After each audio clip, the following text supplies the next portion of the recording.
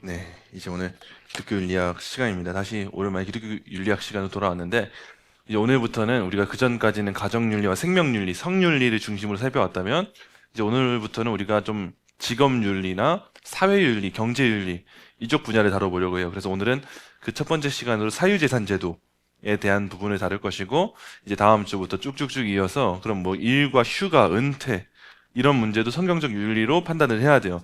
이런 문제도 있고, 경제적인 부를 추구하는 것 자체가 잘못된 것인가? 이런 문제도 사실 사유재산제도와 직결되는 문제입니다. 이런 내용들에 대해서 앞으로 몇 주 동안 살펴보도록 하겠습니다. 오늘은 사유재산제도의 선함과 그 필요성에 대해서 먼저 보도록 하겠습니다. 자, 강의 목표 우리 함께 한 목소리로 읽겠습니다. 시작! 하나님이 허락하신 재산에 대한 성경적 원리를 고찰한다.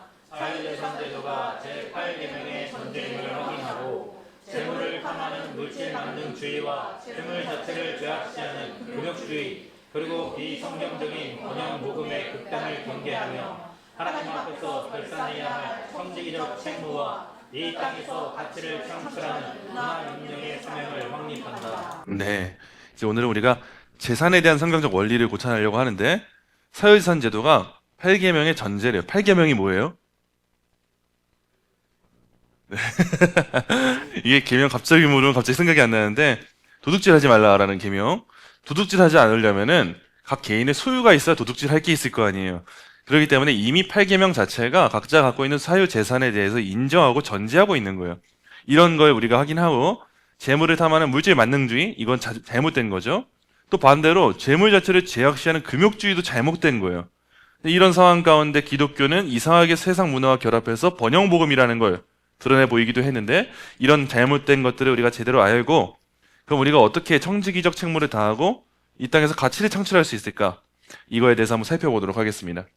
자, 먼저 8계명에 대한 건데 도둑질하지 말라라고 하는 명령의 깊은 의미를 우리가 알 필요가 있어요. 10계명의 8번째 계명인 도둑질하지 말라라고 할 때 여기서 도둑질이라고 할 때 히브리어의 가나브라고 하는 용어가 사용이 되는데 이 용어를 잘 살펴보다 보니까 단순 절도만을 의미하는 게 가나브가 아니에요. 라헬이 아버지의 드라빔을 훔쳐서 가족의 유산을 취하는 것, 유산을 취하는 것도 이 도둑질에 해당하는 용어였어요. 그리고 타인의 집에 침입해서 금은보화를 훔치는 것, 가축을 가로채는 것, 사람을 유괴해서 인식매매하는 것, 이런 모든 의미를 다 포괄해서 보여주는 것이 바로 이 도둑질하지 말라라고 하는 용어, 가나브라고 하는 말에 담겨 있고 이 용어가 그대로 신약 성경에 이어져서 여전히 우리에게 오늘날까지 오고 있는 거예요. 그냥 눈에 보이는 거 뺏었다 안 뺏었다 정도가 아니라 유산을 악덕스럽게 뺏는다든지 누군가 갖고 있는 가축을 뺏는다든지 이런 모든 것을 다 하지 마라라고 말하고 있다는 거죠. 자, 이 안에서 우리가 발견하는 건 이거예요. 사유재산권을 하나님이 인정하신다. 이 계명 안에 이미 나의 것이 아닌 다른 사람의 소유가 있다는 것. 이게 전제가 되어 있습니다. 다른 사람의 것이 있어야 도둑질을 하지. 다 없는데 어떻게 도둑질을 하겠어요? 무언가가 있다는 거예요. 그래서 성경을 잘 살펴보면 희년제도라고 하는 게 있는데 희년에는 각자가 물려받은 자기의 소유지로 돌아가게 하셨고 조상이 정한 경계표가 구약 성경에 나옵니다. 경계표를 옮기는 것을 엄격히 금지하여서 타인의 땅을 가로채는 행위도 못하게 하셨어요. 구약시대 때. 이미 개인의 땅이 있고 누구의 땅이 아닌 부분이 있고 명확하게 구분되어 있었다는 거예요. 신약 성경에서도 마찬가지예요. 부유한 자들에게 재물을 나누어 주기를 좋아하고 너그러운 자가 되라고 권면하는데 나눠주려면은 있어야 나눠주는 거죠. 없는데 어떻게 나눠주겠어요? 내 거가 있으니까 주는 거예요. 재산을 소유하고 지혜롭게 사용할 책임이 국가가 아니라 각 개인에게 성경시대에 이미 있었다는 거예요. 그래서 우리가 먼저 전제 삼아야 될 거는 성경 자체가 사유재산 제도를 인정하고 있다는 거예요. 그래서 공산주의인 마르크스가 사도행전에 나오는 초대교회의 모습, 서로의 것을 통용하는 모습을 보면서 공산주의를 만들어내는데 그때 기독교를 끌어들인단 말이에요. 기독교의 초대 정신이 이 공산주의다. 아니요, 그러지 않아요. 사유재산이 있고 자발적으로 내는 것과 국가가 강제해서 내는 것은 정말 천지 차이의 일인 거예요. 그래서 도둑질하지 말라는 이 계명 통해서 우리는 사유재산권을 하나님이 인정하셨고 우리한테 허락하셨고 그걸 어디서 발견합니까? 우리한테 각기 다른 은사를 주신 걸 통해서도 발견할 수 있는 거예요. 제가 가진 걸 여러분들이 가지고 있지 않을 수 있고 여러분들이 가지신 걸 제가 갖고 있지 않을 수 있어요. 하나님이 각 개인에게 분수에 맞게 주시는데 물질도 그렇다라는 거예요. 자, 성경적으로 좀 더 깊게 들어보려고 하는데 구약과 신약에 이 보호 원리가 등장하는데 어떤 게 나타나냐 볼게요. 먼저 구약을 보니까 구약은 제도적인 보호를 나타내서 보여줘요. 희년 제도가 그랬어요. 각자가 물려받은 자기의 소유지로 돌아가게 하시는 장면. 앞서 말씀드린 것처럼 경계표. 조상이 정한 경계표를 옮기는 것을 엄격하게 금지해서 타인의 땅을 가로채는 거 못하게 하는 거. 땅을 막 사기치면서 내 땅인 것처럼 만드는 거 구약시대 때 제도적으로 금지시키셨어요. 각자의 소유를 정확하게 지킬 수 있도록. 근데 신약시대에 오니까 좀 특이한 점이 나타납니다. 신약시대 때는 자발성을 굉장히 강조하는 측면이 등장을 해요. 부유한 자들에게 재물 나누어 주기를 좋아하고 너그러운 자가 되라고 말해요. 그래서 우리가 이런 성경의 전체적인 내용을 통해서 핵심을 발견하는 거예요. 재산을 소유하고 지혜롭게 사용할 책임이 국가가 아니라 개인에게 있다. 성경은 이거를 권장하고 있고 성경은 이런 사회 제도를 우리한테 줬다는 거예요. 근데 제가 앞서 말씀드린 것처럼 공산주의에 대한 오해가 생겨나요. 사도행전을 근거로 들어서 사람들이 다 통용하지 않았냐, 각자 하나의 공동체를 만들지 않았냐, 그게 최고의 유토피아다 라고 하는 마르크스와 같은 사람이 등장을 하는데, 이런 오해를 우리가 깨부셔야 돼요. 오해가 이런 거죠. 동기를 볼 때, 서로를 통용한 이 사도행전 사건의 동기를 볼 때 정부나 사도가 강제적으로 재산을 몰수할 수 있어 라고 하는 사상가들이 등장하는 게 문제예요. 주거 문제도요. 사유재산을 완전히 폐지해야 되고 공동거주하는 게 성경적이야 라고 하는 사람들이 있어요. 처분권도요.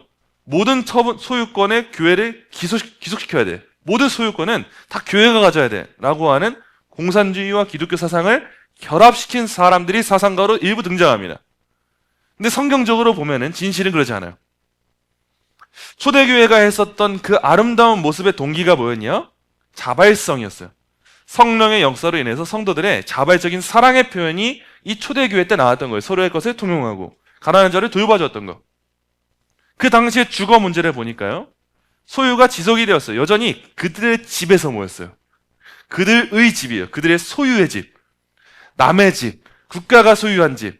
오늘날로 말하자면 국가가 임대해주는 집. 그런 제도가 아니라 그들 자신의 집에서 초대교회는 모였어요. 그리고 개인 소유의 주거지를 그대로 유지했고요. 그리고 베드로가 한 말을 통해서 보게 되니까 아나니아와 삽비라 사건에서 베드로는 땅을 팔기 전이나 후나 그것이 본인의 마음대로 할 수 있는 권한 아래 있었음을 베드로는 말해주고 있어요. 이런 내용을 총체적으로 보건대 성경은 절대 공산주의 사상과 하나 될 수 없고 일치하지 않는다는 걸 알 수 있는 거예요. 그렇기 때문에 우리는 공산주의적인 정책에 있어서도 우려를 표할 수 있는 것이고, 때론 너무 심각할 때는 그거는 나라를 위해서도 좋지 않다. 왜냐하면 쉽게 생각해 보세요. 하나님 뜻대로 사는 게 나라에도 좋을까요? 안 좋을까요? 좋을 수밖에 없는 거예요. 하나님이 지혜이시고 하나님이 모든 것을 다스리시고 통치하시는 분이신데 그분 뜻에서 많이 벗어나는 나라의 모습이 되면 될수록 나라는 안 될 수밖에 없는 거예요. 그래서 공산주의권에서 성공한 나라가 있는가? 아니요. 한 군데도 없어요. 근데도 계속 우리나라의 토지 공개념이라든지 계속 지금도 부동산 정책을 실행하면서 임대주택을 늘리고 있잖아요. 근데 여기서 크게 이해를 못하고 사회적으로도 인식을 못하면은 임대주택이 늘어나고 있네, 저렴한 가격으로 우리가 주택을 공급받네 이러겠지만 그게 좋지가 않아요. 계속 우리가 나라에 그냥 우매화되어서 나라가 주는 대로 배급받아 사는 것처럼 그냥 그런 식의 인식에 사로잡히게 만들어버린단 말이에요. 오히려 좋은 건 과거였어요. 과거에는 그래도 열심히 일해서 한평생 열심히 일하면 집 한 채를 살았던 시대가 있었던 것 같아요. 근데 지금 청년들을 보니까 희망이 없어요. 집 한 채를 못 사요. 열심히 일해도 집 한 채 못 사니까 자살하고 우울증 걸리고 도박하고 투기하고 이런 일을 하는 거 아니겠어요? 그런데 누가 열심히 살고 싶겠어요? 이런 시대가 되는 거에 대해서 우리는 깨어 있어서 그거는 좋은 모습이 아니다 라고 하는 인식은 갖고 있어야 돼요. 자, 이런 체제의 차이가 가져온 역사적인 증거가 있죠. 그냥 쉽게 보시면 돼요. 남한과 북한에 보시면 돼요. 마르크스가 공산주의를 자유재산의 폐지로 정의를 했어요. 근데 이런 시도가 인간을 어떻게 좋게 만들었는가? 더 살기 좋은 나라를 아니요. 더 안 좋게 만들었어요. 동일한 민족과 문화를 가졌던 남북한이었는데 경제적 차이가 2016년 기준이에요. 1인당 국민소득의 격차가 약 20배가 난대요. 근데 이게 공식적인 1인당 격차를 파악했으니까 그런 거지, 실제 북한 국민들, 그 국민들의 실생활을 볼 때 20배로 되겠어요? 20배로 되지도 않죠. 빈부격차가 거기가 얼마나 심한데요. 그래서 독재하는 그 정권에 빌어붙어가지고 일부 소수 엘리트층만 그렇게 잘 살고 있는 거지, 하층민들 같은 경우, 일반 국민들 같은 경우는 더 못 살고 있는데 20배로 되겠어요. 이게 일반 사회적으로도 사유재산 제도를 인정하는 국가와 인정하지 않는 국가가 현실로서도 극명한 차이를 낳게 된다는 거예요. 이런 상황 가운데 우리가 어떻게 살아야 되는가를 이제 고민해 보려고 해요. 자, 먼저 우리는 하나님의 주권과 청지기 사명을 기억해야 되는데, 이번에 시편 24편 1절 말씀 우리 함께 한 목소리로 읽겠습니다. 시작. 땅과 거기에 충만한 것은 것이다. 자, 이 말씀이 이제 우리 교회 1년의 표어인데, 이 세상 모든 것 중에 여호와의 것이 아닌 건 없어요. 근데 모든 걸 가지신 하나님께서 우리 인간들에게 사명이라는 걸 주시고 명령을 주세요. 그게 창세기에 나오는 문화 명령이에요. 땅을 경작해라, 번성해라, 충만하게 해라. 하나님이 이 땅 다 돌보시죠. 근데 인간한테 책임을 주시고 역할을 주시는 거예요. 하나님 세상 다 만드셨고 당연히 하늘 나는 새도 먹일 수도 있는 분인데, 그 하나님이 우리한테 일할 수 있는 시간 주시고 일하라고 하시고 알아서 무언가를 만들라고 하시고 나한테 무언가를 가꾸라고 하시고 자녀를 교육하게 하시고 임신을 계획하게 하시고 우리 이 세상을 가꿀 수 있도록 건물을 짓게도 하시고 이런 시간들을 우리한테 주신 거예요. 그게 왜냐? 우리를 청지기로 세우셨기 때문이에요. 모든 건 하나님의 것이에요. 근데 우리는 위탁받아서 관리해요. 쉽게 말하면 바지 사장이에요. 사장처럼 보이는데 사실상 내 소유는 아니에요. 근데 진짜 사장님이 우리를 보고 계세요. 그래서 우리한테 역할을 주셨어요. 그래서 그 역할에 맞게 우리는 운영을 하고 가꿔야 될 책임이 있어요. 그래서 우리는 시간과 재능, 재산을 어떻게 사용했는지 장차 하나님 앞에서 엄중히 결산하는 날이 와요. 그럼 한번 생각해 보시는 거예요. 지난 나의 시간들을 볼 때 하나님이 나한테 주신 시간과 재능과 재산, 과연 하나님이 근 5년간의 나의 모습을 보면서 너 잘했다 하시겠는가? 아니면은 너 왜 그랬어 하시겠는가 생각해 보세요. 지금 우리가 이전에 5년에 보겠지만 향후 하나님 나라 가는 그날이 올 거 아니에요? 그날에 우리가 들어야 될 말은 잘하였다, 착하고 충성된 종아, 이 말이지 않겠습니까? 우리가 이걸 생각하고 우리의 이 직업과 이 물질적인 영역에 있어서 늘 깨어 있어서 관리하고 가꾸고 경작해야 될 필요가 있는 거예요. 자, 이런 문화 명령은요 굉장히 중요하고 소중해요. 왜냐하면 이 땅에서 새로운 가치를 만들어내요. 첫 번째 가치 창출의 신비는 이런 거예요. 하나님이 놀랍게 이 세상을 역사하세요. 안경 기술자가 몇 달러 가치의 플라스틱 원반을 정밀하게 가공한 거예요. 그러고 나니까 이 플라스틱 원반 자체가 100달러 가치의 특수 렌즈가 되는 거예요. 원재료는 분명히 있었는데 원재료를 가공하니까 더 비싸지는 거예요. 예를 들면 꽃을 생각해 보세요. 꽃을 그냥 길에서 한 송이 보는 것과 그 꽃을 다른 꽃과 엮어서 꽃다발 만드는 것과 그 비용적으로 얼마나 큰 차이가 있겠습니까? 그런 것처럼 하나님은 우리 인간한테 주신 지혜와 미적 감각과 은사와 재능, 이런 직업들을 통해서 이 땅에 이미 존재하고 있는 것을 가치 있게 만들고 아름답게 만들고 그 안에서의 마음껏 누릴 수 있는 기쁨을 누리게 하셨다는 거예요. 인간은 이전의 세상에 없었던 새로운 가치를 창출할 능력을 부여받았어요. 가난한 마을의 여성이 3달러짜리 천으로 13달러의 셔츠를 만들어 파는 것도 고귀한 창조적 과정이죠. 예를 들면 그런 거예요. 아프리카에서 전 세계 대부분의 커피는 아프리카와 남미에서 많이 원두가 나오는데 아프리카와 남미 거의 다 잘 못 사는 나라들이에요. 잘 못 사는 나라들인데 그 나라를 지금 유지하고 살게 하는 원동력이 뭐냐? 커피 원두예요. 커피 원두.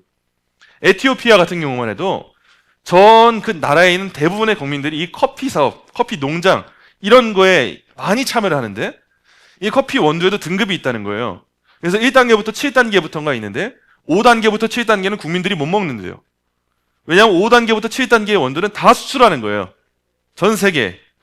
그리고 사실 그래서 에티오피아에 여행 가서 나 커피 맛 좀 봐야지 하잖아요.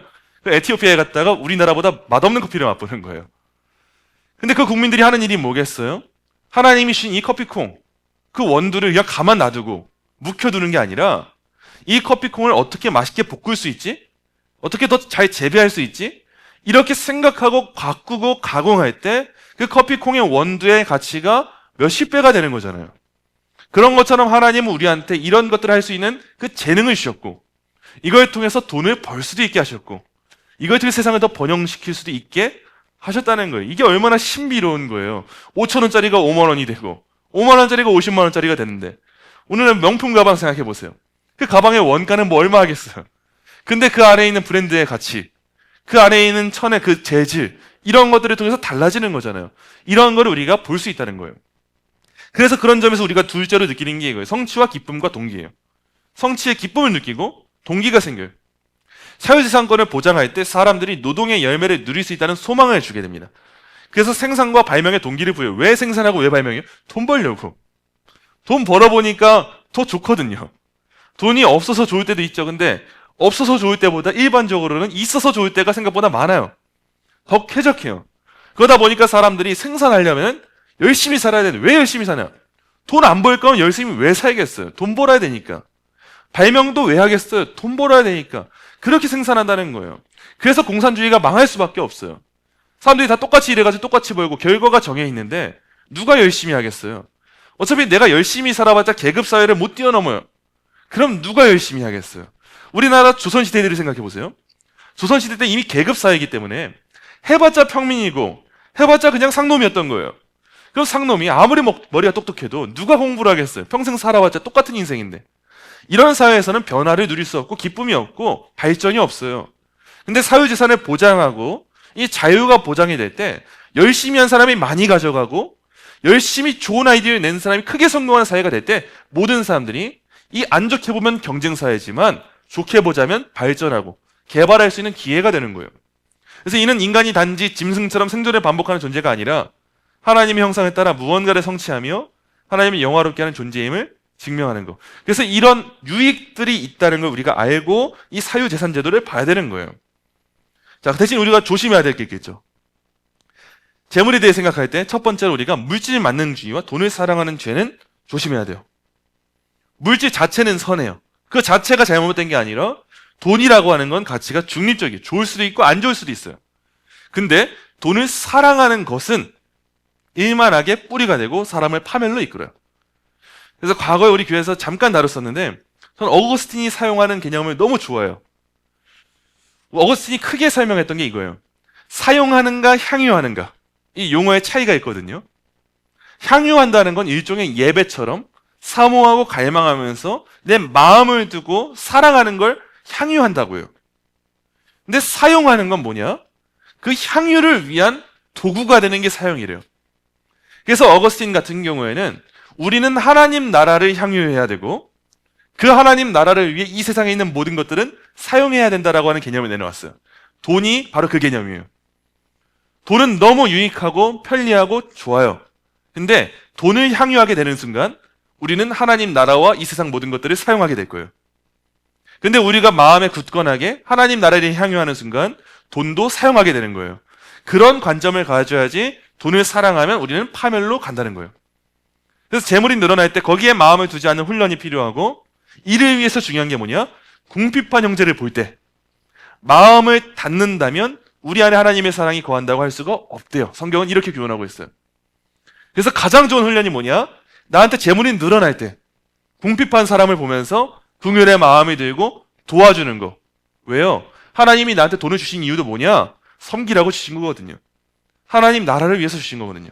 내 배 채우라고 나만 잘 살라고 이게 아니라 우리 하나님이 왜 주셨는가를 알고 파악하고 살아가는 거예요. 그래야 물질 만능주의에 빠지지 않게 돼요. 자, 근데 이제 이 기독교와 이런 물질 만능주의 시대가 결합한 하나의 사례가 있는데 그게 바로 번영복음이라고 합니다. 흔히 우리가 많이 알고 있는 대표적인 베스트셀러 저자는 뭐 조엘 오스틴 같은 사람이 있어요. 잘 되는 나. 그리고 이게 우리나라와도 크게 무관하지는 않아요. 우리나라의 모든 순복음 교단이 잘못된 건 아니지만 과거 우리나라 순복음 교단의 부흥 시대 가운데 일부 그 축복을 강조하고 번영신학을 강조했던 물결도 없지 않아 있었어요. 예수 믿어서 잘 된다. 그래서 많은 축복을 받게 된다. 근데 다 잘못되진 않았죠. 예수 믿고 잘 되죠. 예수 믿은 것 자체가 형통이고 좋은 거예요. 예수 믿고 잘 돼요. 근데 그게 이 세상 렌즈로 볼 때 다 잘 되는 것만은 아니거든요. 근데 이 세상 렌즈로도 잘 된다고 따르는 믿는 신학 사조가 있었는데 그게 바로 번영복음이에요. 근데 성경의 증언을 보는 거예요. 신약 성경을 보니까 신약 성경에는 신자들에게 부를 약속한 본문이 없어요. 이거 기대하고 오늘 교회 오셨으면 다시 돌아가셔야 돼요. 신약 성경에는 약속한 본문이 없고 다만 쓸 것을 넉넉하게 채우실 것만을 약속해요. 이게 성경의 선이에요. 성도라고 해서 다 많은 부를 받을 거야 이게 아니라 쓸 걸 넉넉하게 준다. 이 정도를 말했어요. 그리고 믿음의 모델들을 보는 거예요. 예수님 머리 둘 곳이 없으셨다라고 계속 나오고 이게 참 우리를 불편하게 만들잖아요. 극심한 가난 속에서도 풍성한 연보를 드린 마게도냐 교인들이 나오고 줄이고 헐벗었던 사도 바울의 삶, 이 삶을 볼 때 물질적 번영이 신앙의 척도가 아님을 보여줘요. 잘 살면서 신앙 잘 유지하는 사람도 있죠. 근데 신앙의 인물들을 보니까 물질적 번영이 그들의 신앙과 그렇게 관련이 있는 것 같지는 않아 보여요. 됐지? 영적 거인들의 현실이에요. 케냐의 한 빈민가, 이런 빈민가에는요, 하루하루 생존을 위해 고군분투하면서도 하나님을 향한 거인 같은 믿음을 지닌 성도들이 가득해요. 이들의 영적 성숙이 물질적 빈곤과 공존한다는 사실은 번영복음의 허구성을 폭로하죠. 저도 늘 생각나는 게, 제가 고등학생 때 저희 담임 목사님이 지도하에 우리 희원 청년도 그때 갔었는데, 그때 필리핀에 단기 선교를 한번 다녀온 적이 있었어요. 저는 해외를 처음 나갔다 오는 경험이었는데, 그 필리핀에 단기 선교를 가서 예배당에서 제 평생에 잊지 못할 하나의 장면을 봤던 게 그 장면이었어요. 예배당 한 가운데 책상 같은 게 있는 거예요. 그래서 전 왜 거기 책상이 있지? 빔 프로젝터를 놓나? 왜 있는 거지? 했는데 얼마 지나지 않아서 사람들한테 안겨온 한 남자분이 계시는 거예요. 근데 그 남자분을 보니까 팔다리가 없어요. 팔다리가 없는데 몸을 그냥 그 책상에 누운 채로 고개를 빳빳하게 들고 예배를 드리는 거예요. 이 모습을 보고 저는 처음으로 깜짝 놀란 거예요. 야, 나는 진짜 어떻게 예배한 걸까? 좀만 더워도, 좀만 추워도. 우리는 뭐 예배당 창문도 있죠. 근데 거긴 창문도 없어서 도마뱀이 다니는데 저는 아주 질색을 하거든요.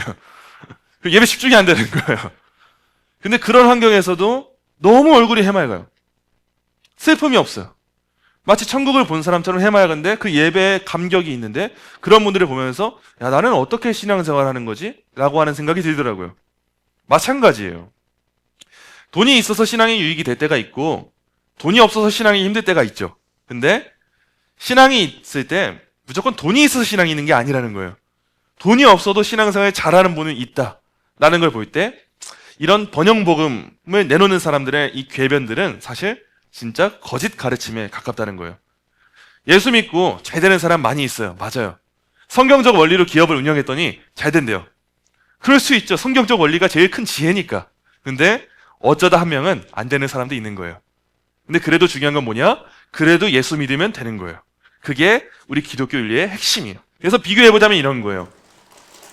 성경적 믿음은요, 기도를 할 때 하나님의 약속을 신뢰하면서 구합니다. 근데 번영복음은요, 적극적으로 시인하게 하고 시각화해서 하나님을 강제해야 해요. 꼭 될 거라고 믿으라고 아멘 하라 그래요. 그래서 그렇게 안 되면 마치 하나님이 아닌 것처럼 요구하고 믿음이 없는 것처럼 구할 때가 있어요. 성경적 믿음은요, 번영할 때 어떤 형편에서도 자족하며 살아갑니다. 잘 돼도 은혜여서 교만하지 않아요. 비천에 처해도 은혜여서 힘들어하지 않아요. 자족하는 삶을 배워요.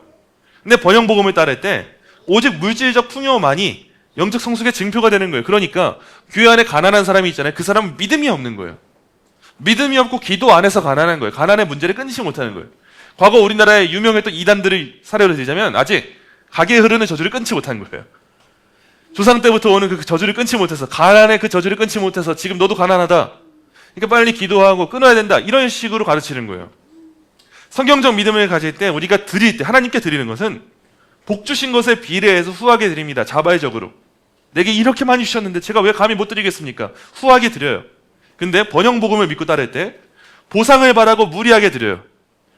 내 전재산 팔아 드리는 좋은 신앙의 사례가 있어요. 근데 번영복음에 속아 넘어가서 더 크게, 거의 투기하듯이, 하나님 제가 지금 1억 내놨으니까 5억 만들어주세요, 이런 것처럼 드리는 모습들이 번영복음에 있어요. 그래서 그 결과 성경적 믿음을 가질 때 우리는 하나님이 우리의 필요를 채우신다는 믿음을 갖게 되는데, 번영복음은 하나님이 우리를 부자로 만들어 주셔야지만 해요. 이런 오류들이 여전히 한국교회에 많이 남아있는 것 같아요. 자, 이것뿐만 아니에요. 반대로 좀 신앙이 좋은 분들한테 많이 나타나는 잘못된 사례는 금욕주의예요. 금욕주의도 그렇게 좋은 신앙이 되지는 않아요. 물질만능주의를 경계하는 건 너무 중요합니다. 근데 그렇게 해서 하나님이 주신 피조세계를 향유하는 것 자체, 너무 아름다워하고 즐거워하는 것 자체, 누릴 때는 누리는 것 자체를 악하게 여기는 금욕주의에 빠져서도 안 돼요. 우리는 비천함과 풍부함 모두에 처할 줄 아는 비결을 그리스도 안에서 배워야 돼요. 이 균형이 너무 어려워요. 그래서 저는 항상 신앙생활 생각할 때 균형이라는 생각만 들더라고요. 하나님의 주권과 나의 책임, 균형이에요. 하나님의 은혜 가운데 내가 믿음을 갖는 거, 균형이에요. 비천에 처할지도 알고 가난할지도 알고 부할지도 하는 거 이것도 균형이에요.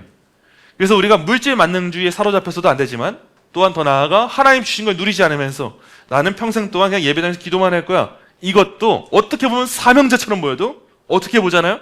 나가서 하나님이 주신 시간을 활용하지 않는 이상한 금욕주의가 될 수도 있는 거예요.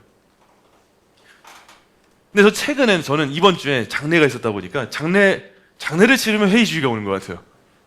장례를 치르면 저는 참 감사한 게 저희 조부모님 같은 경우가 보통은 제 친구들 볼 때 일찍 돌아가신 분들이 많아요. 저는 좀 그래도 오랫동안 살아계신 분들만 계셨던 것 같아요. 그러다 보니까 저는 장례를 치를 때 비교적 너무 어린아이 시절 장례가 아니라 조금 나이가 들고 나서 장례를 치른 경우가 많았던 것 같아요. 그리고 좀 연달아 있었어요. 제가 이미 고3 때 저희 친할아버지가 돌아가셨는데 제가 장손이다 보니까 입관하는 거나 이런 거 다 책임지고 보면서 경험하게 되고, 그리고 코로나 시기 때 저희 외삼촌께서 돌아가시고 그때도 제가 많은 걸 주관하게 되고, 최근에도 저희 친할머니가 돌아가시면서 입관하고 이런 걸 보면은 저는 왜 그런지 모르겠는데 장례식장이나 응급실에 가면 허무주의가 몰려와요. 결국 죽어서 아주 조그마한 간에 들어가고 그냥 살아 없어질 육체인데 뭐가 그렇게 중요하다고 아둥바둥 살면서 그러는 걸까? 이런 생각이 드는 것 같아요.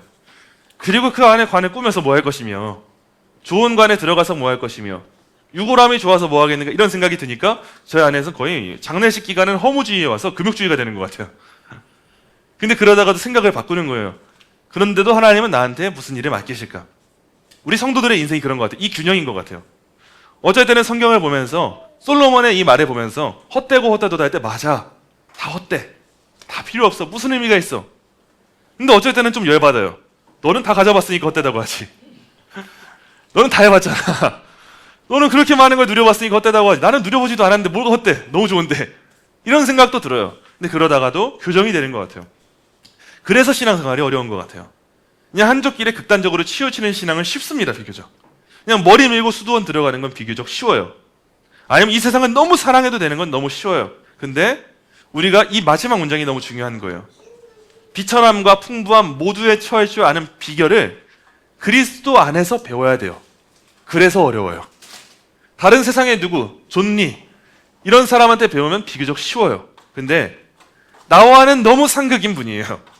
죄인된 나와는 너무 상극인 분인데 그분한테 배워야 되니까 어려운 거예요. 그렇지만 우리 성도는 그리스도인이잖아요. 그래서 어렵지만 이 균형을 갖추면서 우리는 늘 이 싸움을 하며 나가는 거예요. 균형을 갖추려고.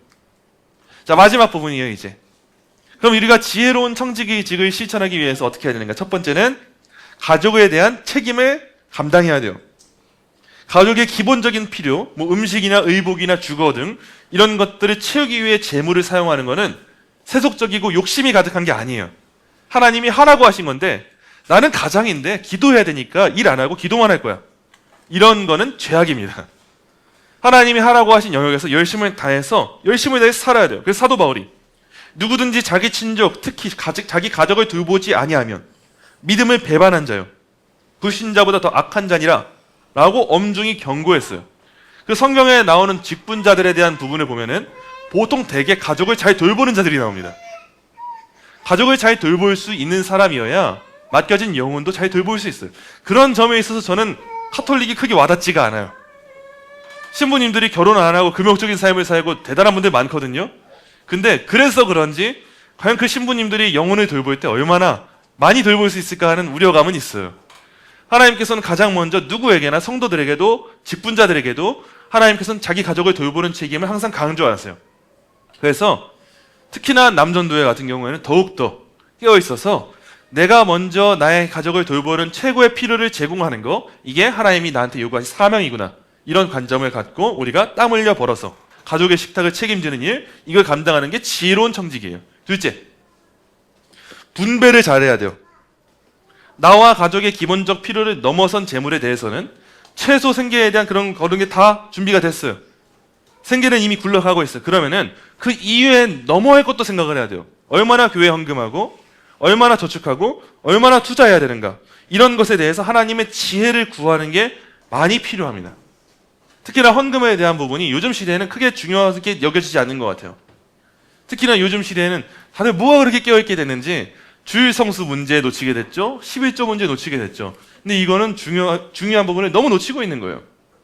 성경에서 가르치는 중요한 이 주일 성수와 11조에 대한 부분, 특히나 교회 섬기는 부분에 늘 마음을 쏟는 게 성도에게 유익하고 지혜로운 행동이에요. 그래서 가족의 필요를 채우고 나서도 그 이상으로 교회의 필요까지 채우기 위해서 노력까지 하는 거, 이게 청지기가 지녀야 될 사명이고, 또 과거 교회에서는 저축하거나 투자하는 것에 대해서 좀 안 좋게 보는 경향이 있었어요.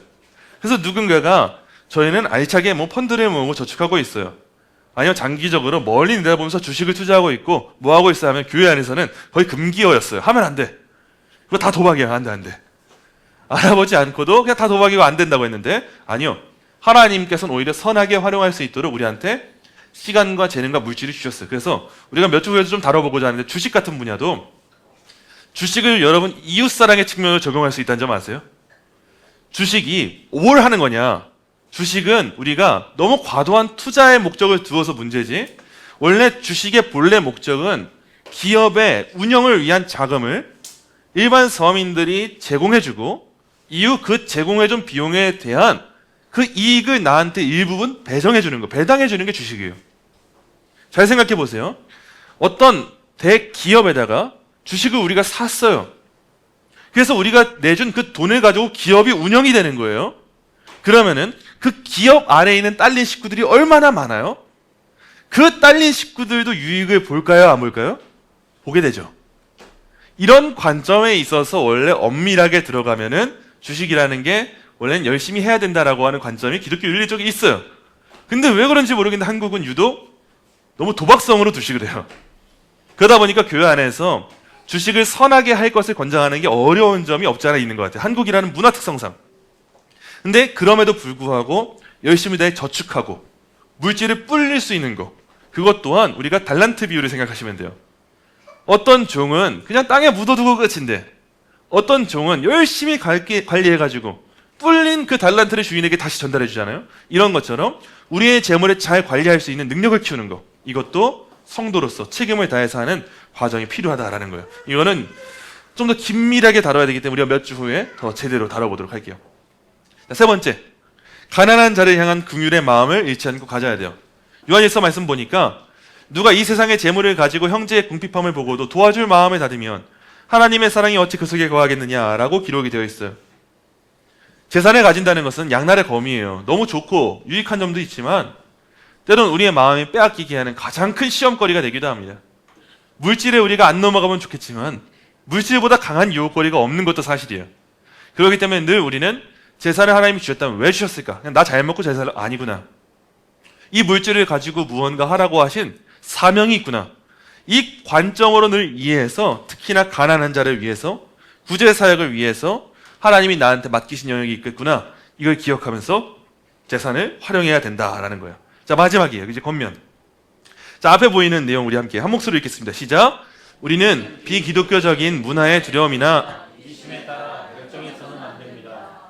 또한 무책임한 방임을 믿음으로 포장하여 성직의 식물을 다하지 않는 잘못도 피해야 합니다. 우리 교회의 모든 가정이 하나님이 주신 지혜와 자유를 통해 거룩하고 복된 성직의 삶을 세워가기를 간절히 소망합니다. 우리한테 이게 결국 한 문장으로 남아야 될 것 같아요. 우리는 비기독교적으로 문화를 두려워하는, 이것도 잘못이고요. 이기심에 따르는 것도 잘못이에요. 보통 우리는 이기심에 따랐다가 변을 보는 경우가 많은 것 같아요. 이것도 잘못이에요.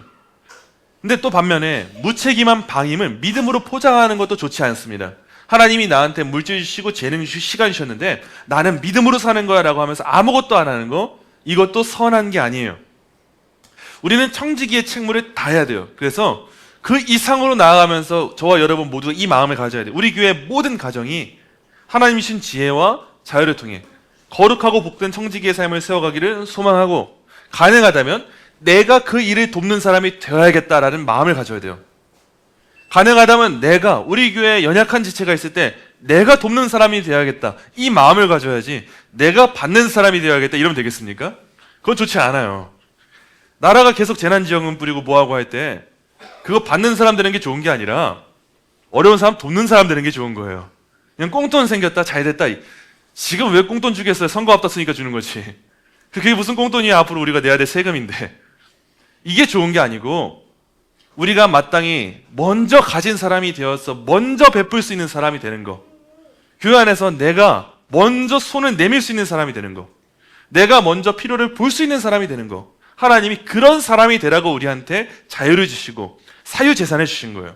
그래서 사유재산 제도, 특히 자유시장 경제 이런 걸 생각할 때 일반적으로 그냥 성경적이 아니라 정치적으로만 이 자유를 강조하는 보수 진영에 있는 사람들은 그냥 나의 이익을 위해서 자유를 강조하는 경향이 있어요. 근데 우리 기독교인들은 성경적으로 이 보수적인 입장을 먼저 가지잖아요. 정치적 입장보다 성경이 더 앞서잖아요. 우리는 정치적 입장의 그 안 좋은 연약한 부분들을 채울 수 있어요. 더 좋게. 자유시장 경제라고 말할 때에도 왜 자유시장 경제냐? 우리는 잘 벌고 잘 먹고 잘 살아서 남을 돕기 위해서 그 자유를 누리는 사람이 돼야 되지. 내 이기심 채우려고, 나만 잘 먹고 잘 살려고, 그래서 자유 주장하는 사람이 되면 안 되는 거예요. 우리가 차별금지법을 반대하는 것도 교회의 세력이 커지고 우리 목소리가 커지려고 반대하냐? 아니요, 그렇지 않아요. 진짜 약자를 돌볼 수 있는 사람들이 되기 위해서 반대하는 거예요. 우리가 설교하고 가르칠 때 진짜 복음이 전달되어야 될 사람들을 도울 수 있으니까 우린 그래서 반대하는 거지. 왜 교회 입마가 우리 입 막지 마, 이런 자세가 아니라는 거예요. 여러분, 이런 자세 꼭 잊지 마시고 열심을 다해서 하나님이 주신 재능과 은사, 제가 아까 전에는 이전의 5년을 물었잖아요. 여러분 앞으로의 5년은 하나님 보시기에 정말 충성되게 잘 살았다 싶은 그 열심을 다하는 인생 되시기를 간절히 소망합니다.